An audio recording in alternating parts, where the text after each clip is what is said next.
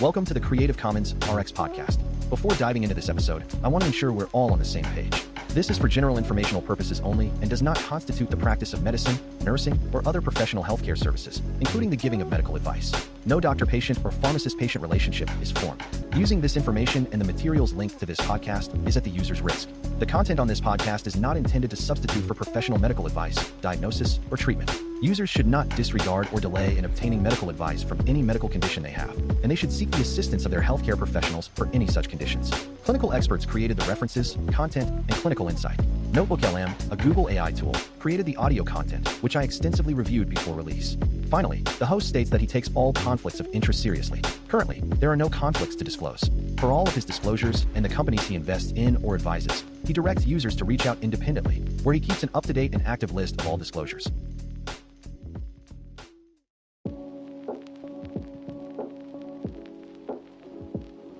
Welcome to the Deep Dive. We've got a stack of materials here today, really diving into a critical area, the framework, both clinical and communication-wise, for bringing biosimilar therapies into practice.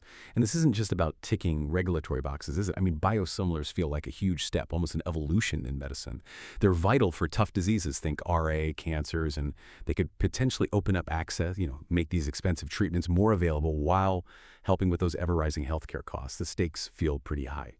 So our mission today, as we see it, is to kind of synthesize the science, the rules, the regulations, and really focus on the communication part. Because the materials argue quite strongly, actually, that success here isn't just about the drug science being solid. It's about getting past this significant psychological hurdle. The science might be there, but it's the psychology that could make or break this whole thing. That really nails it. That's the absolute heart of the matter. As we dig in, you'll see the biggest roadblock isn't necessarily pharmacology or drug quality. It's this really powerful psychosocial thing called the nocebo effect. And that shifts the whole challenge, doesn't it? It moves it from the lab bench right into the clinic room. Suddenly, patient perception becomes, well, almost the key measure of whether this works. If we don't handle patient expectations, their anxieties about switching, we could actually undermine the treatment, even if the drug itself is proven equivalent. So yeah, this deep dive is going to show why good communication isn't just some, soft skill add-on. It's actually a core clinical skill, a real intervention. It's designed to actively protect how well the treatment works and make sure we actually get the benefits, clinical and economic, that biosimilars promise. Okay, so to really grasp the communication challenge, we need to start with the basics, the science of these drugs. Let's lay the groundwork. What really separates a standard generic drug from a biologic and therefore a biosimilar? Oh, the difference is huge, really fundamental. So standard generics, they're small molecules, simple structures, made through chemical synthesis, think precise chemical reactions. Like following a recipe almost. Pretty much. It means they're easy to fully characterize, purify, and make exact copies of. A generic painkiller is chemically identical, molecule for molecule, to the brand name. Biologics, though, they're a whole different ballgame. We're talking large, incredibly complex molecules, often hundreds, even thousands of times bigger than those small molecule drugs. And crucially, they aren't just mixed in a vat. They're produced using advanced biotechnology, essentially grown inside living systems. Living systems, like what? Specific cells could be animal, plant, or microbial cells. These cells are engineered to become tiny factories, churning out the complex protein that is the drug. Okay, and producing them in living cells. That introduces this concept of natural variability, right? Exactly, and that's a critical point. Honestly, clinicians and patients really need to understand this. Because they come from a biological system, there's always a degree of minor structural variation. It's inherent. Even in the original drug? Yes, absolutely. Even the original, the reference product. If you compare different manufacturing batches of the same originator biologic, you'll find tiny differences. Things like how the protein folds in 3 dimensions or the pattern of, say, glycosylation. That's how sugar molecules get attached to the protein. These minor variations exist. So it's literally impossible scientifically to make an absolutely identical copy, no matter how good the manufacturing. Precisely. And that's why we have the term biosimilar, not generic biologic. This slight controlled variation is normal. It's expected for all biologics, the originator and the biosimilar. Understanding that is really the foundation for building confidence. Okay, that makes sense. It's not a flaw, it's just the nature of the beast, so to speak. Right. And the regulatory pathway, how the FDA approves these, reflects this reality. They know absolute identity isn't achievable, so they use what's called the totality of the evidence approach. It's not just one test, it's a whole suite of comparisons. Extremely rigorous. Walk us through that a bit. What does totality of the evidence actually involve? Because that's where the confidence has to come from, right? It starts with intense analytical work. Head-to-head testing using really sophisticated lab equipment, things like mass spectrometry, chromatography.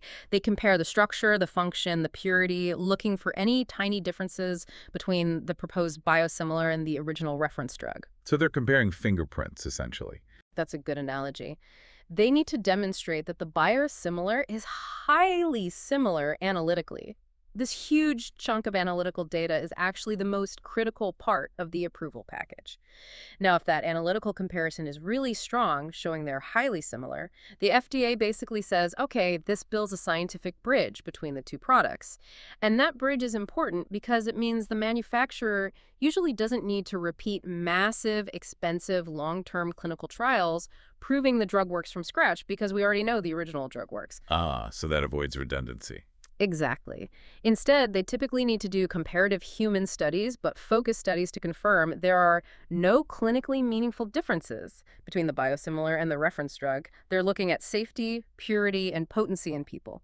Essentially confirming that those tiny structural differences we talked about don't actually affect how the drug works in a patient or its safety profile. So no clinically meaningful differences is the key phrase. That's the standard it has to meet. That's the standard. It allows these drugs to come to market, often at a lower cost, which is the whole point, expanding access without compromising the clinical standard patients rely on. Okay.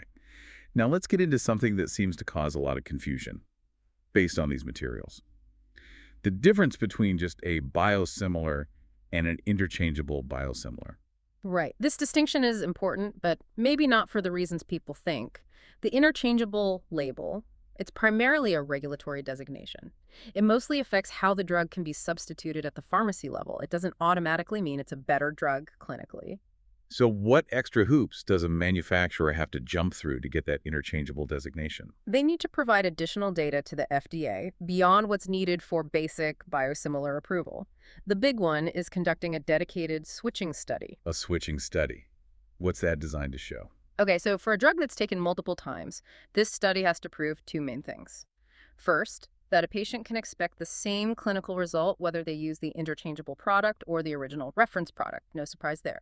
Right. But second, and this is key for interchangeability, it has to show that the risk involved in switching back and forth between the reference drug and the interchangeable biosimilar, maybe multiple times, is no greater than just staying on the reference drug the whole time. So it's specifically testing the safety of the alternation itself. Precisely. It's about managing the risk associated with repeated substitution. And the practical outcome of getting that designation is? The big one is pharmacy substitution.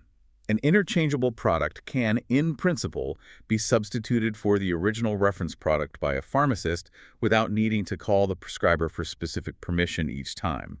It's similar to how generic drugs are substituted. But you mentioned state laws. Yes. Crucially, how that substitution actually happens is governed by individual state pharmacy laws. So even if a drug is FDA designated as interchangeable, the specific rules for substitution can vary quite a bit state by state. Okay, so for our listeners, clinicians especially, what's the absolute must-know takeaway point about interchangeability? Because it sounds like this is a real friction point. The absolute critical point is this. Interchangeability is about the logistics of substitution. It's a regulatory pathway related to pharmacy practice. It is not an indicator that the drug is somehow clinically superior, safer, or more effective than a regular FDA-approved biosimilar that doesn't have the interchangeable tag. And misinterpreting that, that's where the nocebo effect can creep in. Exactly. If patients or even clinicians start thinking, oh, this one's only biosimilar, but that one's interchangeable, so it must be better or safer, you've created this false hierarchy in their minds. That doubt, that perceived difference where none exists scientifically, can directly fuel anxiety and negative expectations. It's toxic to confidence. And that confidence is already fragile, dealing with state laws on top of it. Right. Regardless of the FDA label, the actual substitution is controlled by this often complex, sometimes frankly counterintuitive patchwork of state laws. Doctors, nurse practitioners, PAs, anyone prescribing absolutely has to know the rules in their specific state, especially if they have a clinical reason to prevent a substitution for a particular patient. Let's make this concrete. The sources give a great example. Texas pharmacy law.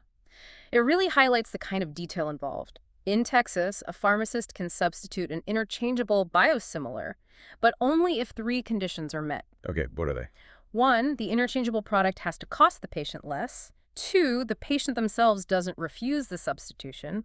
And 3, crucially, the prescriber hasn't specifically prohibited it using a very particular method. And that method for prohibiting it. You Yeah. mentioned high friction. What does that mean? It means they make it intentionally a bit difficult, presumably to discourage routine blocking of substitution.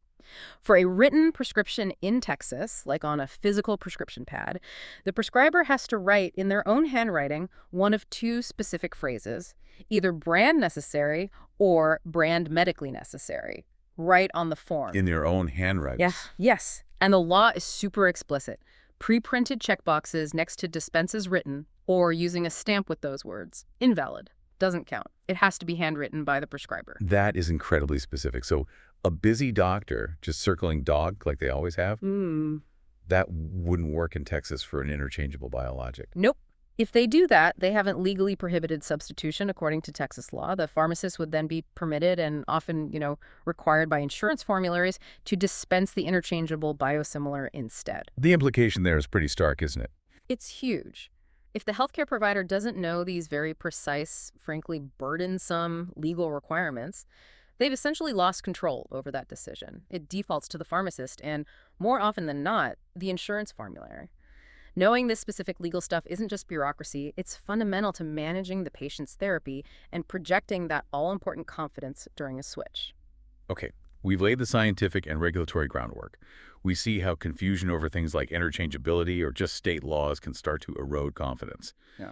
Now, let's pivot to the main event, really, the nocebo effect. We need to get beyond just defining it. Let's talk about the psychobiology. How real is this? It's absolutely real. The nocebo effect, from Latin I shall harm, is essentially the placebo effect's evil twin. It's a documented, measurable psychobiological phenomenon. What happens is negative expectations or anxiety about a treatment, like switching medications, lead to the patient experiencing worsened symptoms, new side effects, or feeling the drug isn't working anymore. And this happens independently of the drug's actual chemical properties. So when people dismiss it as just in the patient's head, that's missing the point. The materials suggest there are actual physiological processes happening. Completely missing the point. It manifests physiologically. When a patient gets anxious or feels threatened by the switch, maybe due to fear of the unknown or feeling forced into it, this triggers real biological responses. The big one is the activation of the hypothalamic pituitary adrenal axis, or HPA axis. That's the body's main stress response system. Right, exactly. Flight or fight. Activating the HPA axis releases stress hormones like cortisol. These hormones can then influence things like inflammation and immune responses. It's a real systemic effect triggered by expectation. And it goes further. This anxiety also affects neurotransmitter systems in the brain. For instance, there's strong evidence linking negative expectations to the activation of the cholecystokinin CCK system. CCK plays a role in modulating pain perception. So activating CCK through anxiety could make someone feel more pain. Precisely. It can lead directly to hyperalgesia, basically, an increased sensitivity to pain. So if a patient expects an injection of the new biosimilar to be more painful, that expectation via the CCK system can literally make them perceive more pain at the injection site, or they might attribute normal aches and pains that they might otherwise ignore to the new drug. Wow. So they aren't imagining it. Their nervous system is actually dialed up to feel more discomfort because of the negative expectation. That's it. The experience is entirely real to them, physiologically real, even if the drug itself is pharmacologically identical in its action. And that's why the conversation around switching is so incredibly high stakes. The patient is, in a way, biologically primed to confirm their own fears. What are the biggest triggers, then, in this specific context of switching to a biosimilar that set off this negative cascade? They generally revolve around perceived threat, loss of control, and lack of trust. First, and maybe most obviously, low knowledge or uncertainty coming from the healthcare team. If the doctor or nurse seems hesitant, unsure, maybe fumbles with information or avoids eye contact, those subtle cues scream lack of confidence to an anxious patient. That activates their internal threat detector. Okay, so the clinician's own confidence is paramount. Absolutely. Second is poor communication, especially using negative framing. The classic damaging example is saying something like, well, the insurance company is making us switch you to this cheaper version. Oof, yeah. Right. That immediately frames the patient as a victim.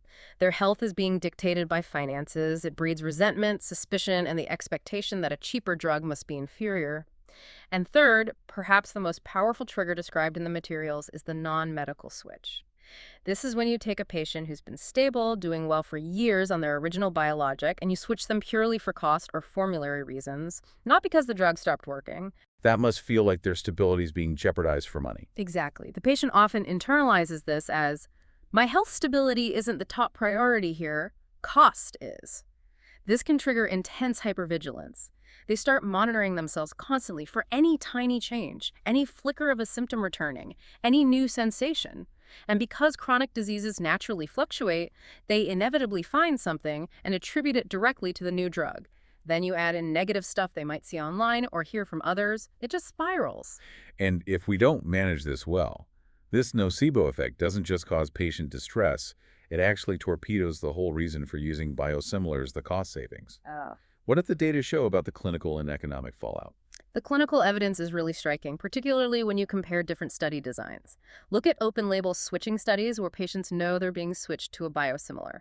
Compare those to double-blind trials, where neither the patient nor the doctor knows who's getting what. What's the difference in outcomes? Consistently, the open-label studies show significantly higher rates of patients stopping the drug discontinuation and higher rates of self-reported side effects, even though in reality the drugs are equivalent. It's the knowledge of the switch combined with negative expectation that drives the poor outcomes. That's incredible. The awareness itself becomes the harmful variable if not managed. It really is. And we see this in real-world data, too. There was a key study mentioned looking at rheumatoid arthritis patients. They were stable on the original adalimumab, then switched to a biosimilar purely for non-medical cost reasons, compared to similar patients who just stayed on the originator. What happened to the switched group? The switched group fared worse on multiple fronts.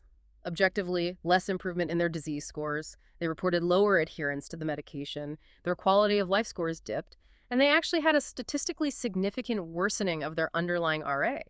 The nocebo effect manifested as real, measurable clinical decline. So the economic goal is just completely flipped on its head. If patients stop the drug or do worse clinically because of this psychological reaction, what happens to the costs? It creates this expensive negative feedback loop. Treatment failure, even if psychologically driven, leads to way more healthcare use. We're talking extra clinic visits, maybe emergency room trips, more diagnostic tests, often unnecessary, trying to figure out if it's a real drug reaction. And very often, what happens? They get switched back. They get switched back to the original, more expensive biologic, or maybe even onto a completely different, potentially even more expensive therapy. So the cost savings the switch was supposed to achieve not only gone, but often the whole episode ends up costing the system more money than if they'd just stayed on the original drug. Wow. And you also mentioned it acts as a diagnostic confounder. That sounds tricky for clinicians. It's incredibly tricky. A patient comes in after a switch reporting new headaches or more fatigue or worsening joint pain. Is it a genuine side effect of the biosimilar? Is it just a normal fluctuation of their underlying chronic illness? Or is it purely a nocebo response driven by anxiety? How can a doctor tell the difference? It's really difficult. The symptoms feel completely real to the patient. There's no simple blood test for the nocebo effect. So if a clinician jumps too quickly and assumes it must be the biosimilar failing and switches the patient back, Then that reinforces the patient's negative belief. exactly, it validates their fear. See, that cheaper drug didn't work. And it makes any future attempt to switch that patient, or even other patients in that practice who hear about it, incredibly difficult, if not impossible. It undermines the whole strategy. Okay, this leaves us right into the solution space, but it feels like walking a tightrope. Clinicians have to tell patients about medication changes. That's Ethics 101, informed consent. But as the materials make crystal clear, the very act of informing them, if done poorly, can trigger the nocebo effect we're desperately trying to avoid. That's quite the paradox. It is the central paradox, isn't it? If- We absolutely cannot abandon informed consent. That's non-negotiable. but the way we communicate that information becomes everything. The delivery method has to be incredibly skillful, really structured. It needs to balance that duty to inform with the clinical necessity of building confidence, reassuring the patient, and actively preventing the nocebo response. So the argument here is powerful. Communication isn't just talking about the treatment. In this context, communication is the treatment. It's a clinical intervention, just as critical as selecting the right drug dose. And the material stress, this can't be rushed. It's not a quick, oh, by the way, at the end of an appointment. It needs to be a planned, phased process. Absolutely. Treating it as a single announcement, especially if rushed, is probably the fastest way to increase the risk of failure.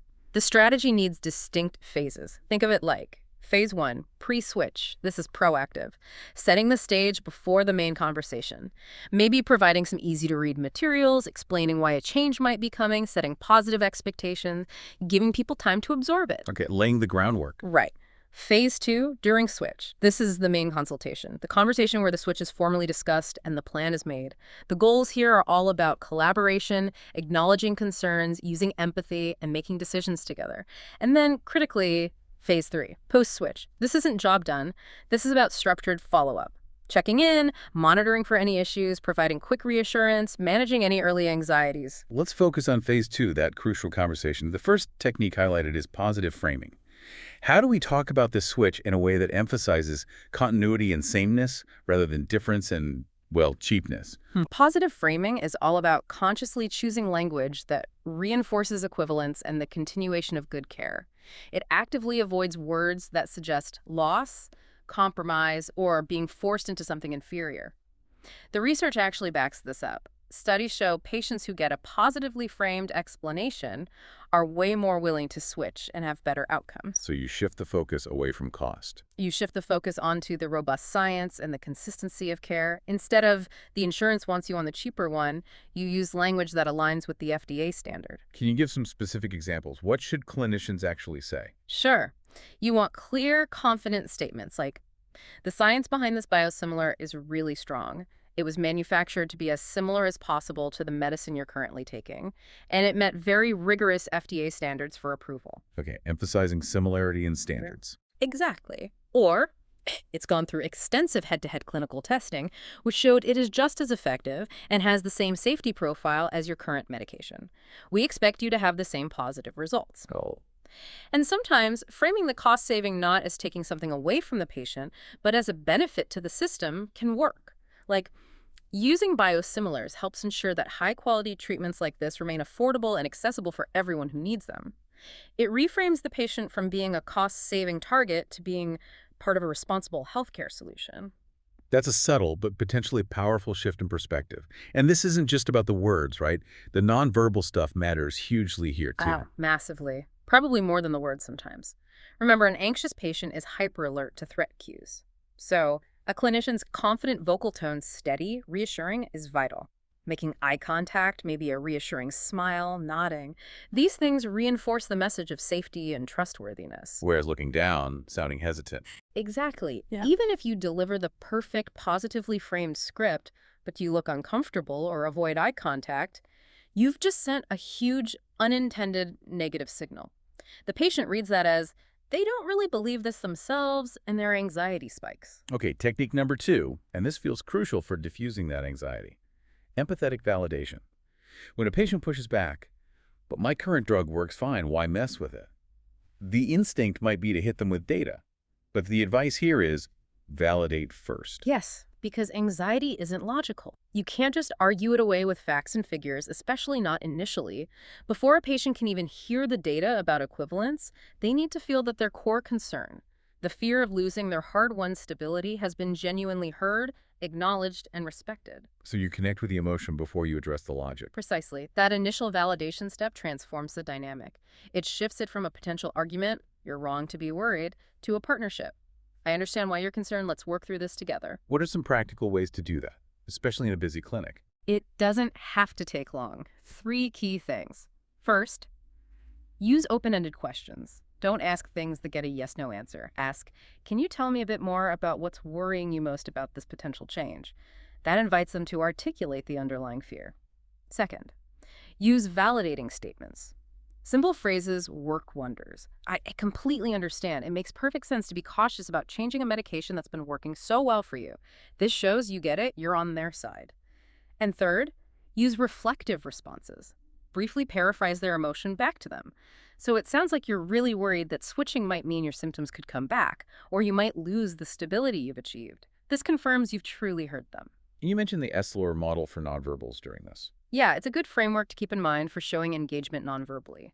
Sit squarely facing the patient, maintain an open posture, no crossed arms, lean in slightly to show interest, maintain good eye contact, and keep a relaxed, calm demeanor. It signals you're fully present and focused on them. This all sounds great, the positive framing, the validation, but let's be real. A doctor might have, 10 minutes? Maybe less. How do you fit in this empathetic, using shared decision-making process effectively? That's the million-dollar question, isn't it? The operational reality. But here's the counter-argument. Doing this well isn't actually a time waster. It's a time saver in the long run. How so? Because spending those extra, say, 5 focused minutes up front, building trust and confidence, validating concerns, and setting positive expectations is preventative. It helps inoculate against the nocebo effect. If you rush it, save 3 minutes now, but trigger that negative response. You're looking at hours of extra work down the line, unscheduled calls, extra visits, managing side effects, potentially switching back. That's far more time-consuming and costly. Investing in the communication prevents the failure. So it's an upfront investment to avoid downstream problems? Oh, exactly. And this leads into the third key technique, shared decision-making, SDM. Now, in a situation where the switch might be mandated by insurance, the shared part looks a bit different, right? The patient might not have a choice whether to switch. Right, so how do you apply SDM then? You shift the focus. The shared decision isn't about if we switch, but how we make this switch successful together. This subtle shift is crucial because it restores a sense of agency and control to the patient, which is a powerful antidote to the anxiety that fuels the nocebo effect. Okay, so how do you structure that SDM conversation about the how? Needs a clear structure. First, acknowledge the situation transparently. State the reason for the switch clearly, but without blaming. Our health plan has updated its preferred medication list, and the biosimilar version is now the primary covered option for this treatment. Second, immediately follow with that strong, positive statement of clinical equivalence. Reassure them about the science. Third, explicitly invite collaboration. Say something like, my main goal here is to partner with you to make this transition as smooth as possible. Knowing your body and your condition best, what are your biggest concerns? Or what specific things should we pay closest attention to as we make this change? Ah, so you're asking for their expertise on their own experience. Yes, and that leads to the fourth step. Co-create a specific monitoring plan. This is where you really give control back. Agree on concrete follow-up steps. Okay, so you're most worried about fatigue. Let's do this. The nurse will call you 1 week after your first dose, specifically to check on your energy levels. In the meantime, if you notice X or Y, here's who you call immediately. We will track this closely together. That sounds much more empowering than just, here's your new prescription, see you in 3 months. World's different. It transforms the patient from feeling like a passive pawn in an insurance game to an active, empowered partner in managing their own successful therapy transition. That feeling of partnership and control is incredibly protective against the nocebo effect. Okay, so we've got the playbook for the clinician-patient conversation. Yep. Positive framing, validation, shared decision-making. But the materials really hammer home this point, that one good conversation, however perfect, can be incredibly fragile. It can be completely undone elsewhere in the system. Yeah, this is what we call the unified voice imperative. Patient confidence isn't built in a vacuum. It's influenced by every single interaction they have related to their treatment. If the doctor delivers a masterful, confidence-building conversation, but then the infusion nurse seems hesitant or unfamiliar with the biosimilar protocol, or maybe worse, someone in the billing office casually refers to it as the cheaper generic version while discussing their copay. Boom. All that careful work by the physician, instantly undermined. The seed of doubt is replanted, and the nocebo effect gets reactivated. So this training, this communication strategy, it can't just be for the doctors and maybe the nurses? Absolutely not. It has to cascade through the entire patient-facing team. We're talking nurses. Definitely, they're often doing education, managing infusions, answering questions. Pharmacists, both in the hospital and community, they handle substitutions, counseling, but also, crucially, medical assistants, schedulers, administrative staff, anyone involved in authorizations or discussing costs. What's the goal for, say, the scheduler or billing person? They aren't clinicians. Their goal is consistent language and projecting confidence. They need basic training to understand that biosimilars are equivalent, not inferior. They need scripts for how to refer to these medications neutrally or positively. Even just avoiding loaded terms like cheap alternative makes a difference. Everyone needs to be singing from the same song sheet, reinforcing that message of confidence and equivalence. And given that the sources mentioned many healthcare professionals themselves lack confidence or full understanding of biosimilars, just sending out a memo probably won't cut it. What does a proper training curriculum look like? The materials outline 4 modules. Right, a structured approach is needed, moving beyond just the science. Module 1 has to be the science and regulation, really nailing down the differences between biologics and generics, the totality of the evidence standard, and hammering home that interchangeability is about logistics, not clinical superiority. Build that foundational knowledge first. Module 2 then dives into the psychology of switching, defining the nocebo effect clearly, explaining those physiological mechanisms like the HPA axis and CCK system activation, identifying the key triggers low confidence, poor framing, the non-medical switch anxiety, making the psychological aspect tangible. Okay, science and psychology down. What's next? Module 3 is the skills lab, the clinical conversation. This can't be passive learning. It needs active practice, using things like role-playing, maybe video feedback. Clinicians need to actually practice delivering positive framing when faced with resistance. They need to practice empathetic validation, using those open-ended questions and reflective responses. They need to practice structuring that SDM conversation collaboratively. This is where theory becomes practical skill. Turning knowledge into action. Precisely. And finally, Module 4 is practical implementation. This involves getting specific, reviewing the actual pharmacy laws in their state, like that Texas handwriting rule, developing clear, standardized workflow protocols for the whole team. Who does the pre-switch education? How is post-switch monitoring documented and followed up? Defining roles and responsibilities ensures the communication strategy actually happens consistently. Beyond training the staff, what about educating the patient directly? How do we tailor patient materials to be most effective against this nocebo threat? Patient education needs to be proactive, not an afterthought. And it needs to use multiple formats, simple infographics, maybe short videos, clear fact sheets. Language is key. Avoid jargon. Use original biologic or reference medicine, not reference product. Keep it simple. And the core message? The core message must be unambiguous. These medicines have been rigorously tested and shown to have no clinically meaningful differences in safety or effectiveness compared to the original biologic. That phrase needs to be front and center. Now, there was a really interesting, almost counterintuitive tip in the materials about patient education. Something about addressing the nocebo effect itself. Yes, this is quite sophisticated, but potentially very powerful. The idea is to gently, simply normalize the anxiety the patient might be feeling. Instead of ignoring the elephant in the room, you acknowledge it. How would you phrase that? You could include language like, it's very common and completely normal to feel a bit anxious when changing a medication, especially one that's been working well for you. Sometimes just worrying about a change can make us more aware of minor sensations we might otherwise ignore. This is a known effect. So you name it, normalize it. Exactly, and then you empower them. If you do notice anything new or different, please tell us right away. We expect the results to be the same, but we want to track your experience closely with you. We're here to support you through this transition.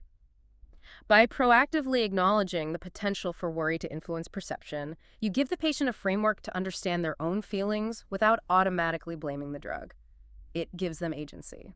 And leaning on trusted third parties helps too. Definitely. Encouraging patients to look at resources from independent, trusted patient advocacy groups like the Arthritis Foundation or Crohn's and Colitis Foundation, depending on the condition, can be very helpful.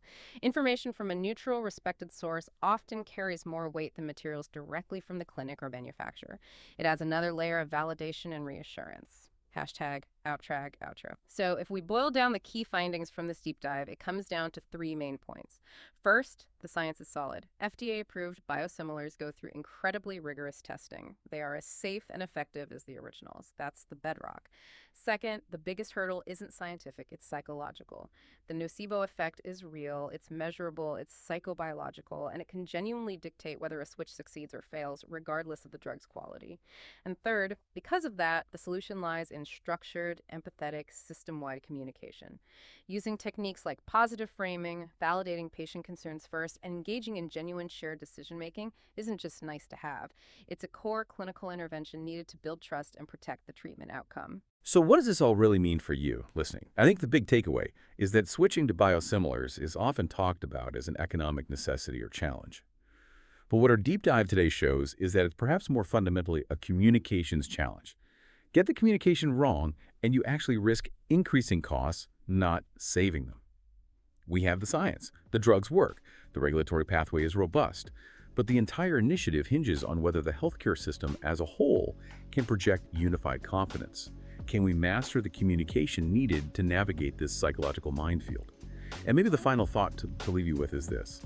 We've seen how poor communication, through the nocebo effect, can literally trigger physiological stress responses and negative symptoms. If bad communication can cause harm, what's the flip side? What's the untapped potential of truly excellent, structured, empathetic communication? Could it actually accelerate healing, improve adherence, build resilience? Maybe even far beyond just the context of biosimilars. It really makes you reconsider the profound power and the responsibility that comes with every single word spoken in a healthcare setting. That's a powerful thought. It elevates that clinical conversation to therapy itself. We hope this framework is useful, and we encourage you to keep exploring these communication strategies as you work with these important medicines. Join us next time for another deep dive.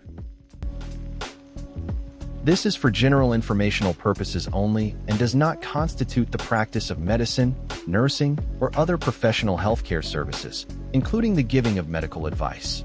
No doctor-patient or pharmacist-patient relationship is formed. Using this information and the materials linked to this podcast is at the user's risk. The content on this podcast is not intended to substitute for professional medical advice, diagnosis, or treatment. Users should not disregard or delay in obtaining medical advice from any medical condition they have, and they should seek the assistance of their healthcare professionals for any such conditions. Clinical experts created the references, content, and clinical insight. NotebookLM, a Google AI tool, created the audio content, which I extensively reviewed before release. Finally, the host states that he takes all conflicts of interest seriously. Currently, there are no conflicts to disclose. For all of his disclosures and the companies he invests in or advises, he directs users to reach out independently, where he keeps an up-to-date and active list of all disclosures.